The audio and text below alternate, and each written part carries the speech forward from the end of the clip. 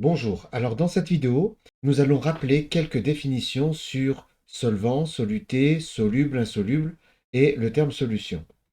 Alors pour commencer, le solvant et soluté. Il faut savoir que le solvant, c'est l'espèce qui est majoritaire, c'est-à-dire celui qui est en plus grande quantité. Et le soluté, c'est l'espèce qui est minoritaire, c'est-à-dire celui qui est en petite quantité. Je vais prendre deux exemples.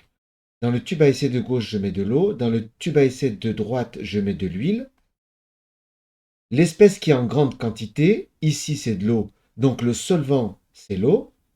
Ici, l'espèce qui est en grande quantité majoritaire, c'est l'huile, donc l'huile est le solvant. Maintenant, si je rajoute dedans du sel et que je mélange, dans les deux cas, je rajoute du sel.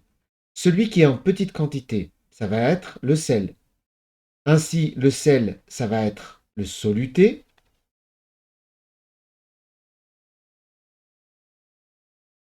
Ici, le sel qui est en petite quantité, ça va être le soluté également. Et ici, le solvant. Ainsi, celui qui est rajouté en petite quantité, on dit que c'est le sel, c'est le soluté ici.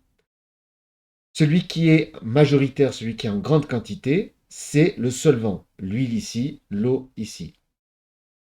Majoritairement, le solvant, quand on parlera en chimie, ça sera souvent, pour ne pas dire tout le temps, de l'eau, mais il peut arriver que ça soit un autre liquide tel que l'huile ici. Le soluté également, ça peut être du sel, du sucre, un autre composé, peu importe. Celui qui est en petite quantité, c'est le soluté. Maintenant, on mélange les deux. Ici, après avoir bien mélangé, on se rend compte que le sel disparaît. Donc, en fait, le sel ne disparaît pas. Il ne fait que se dissoudre.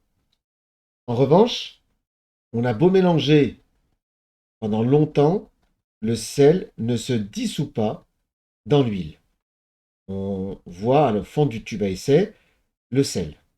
Maintenant, le sel et l'eau, on obtient une solution qui est homogène. Homogène, ça veut dire qu'on ne voit pas les deux constituants à l'œil nu.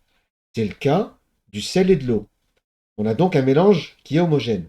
On obtient donc ce qu'on appelle une solution. La solution, par exemple, si j'appelle ça le tube à essai A et ça le tube à essai B, la solution, c'est par exemple le tube à essai A. On obtient un mélange qui est homogène, on appelle ça une solution. Si le mélange est hétérogène, tel que le sel et l'huile, le sel et l'huile donnent bien un mélange hétérogène. On ne va pas appeler ça une solution, on va plutôt dire que le soluté est insoluble. On dit que le soluté est insoluble dans l'huile, alors que là, le soluté est soluble dans l'eau. Le soluté, qui est le sel, est soluble dans l'eau, qui est le solvant. Là, à droite, quand on a mélangé le sel et l'huile, le soluté, qui est le sel, est insoluble dans l'huile. Pourquoi? Puisque on voit le sel qui s'est accumulé au fond du tube à essai, dans le cas B. Ainsi, solvant, soluté, espèce majoritaire, minoritaire. Sel, c'est le soluté. Solvant, ça peut être de l'eau ou autre chose. Si on obtient un mélange homogène, on obtient ici un mélange où on ne distingue plus les deux constituants.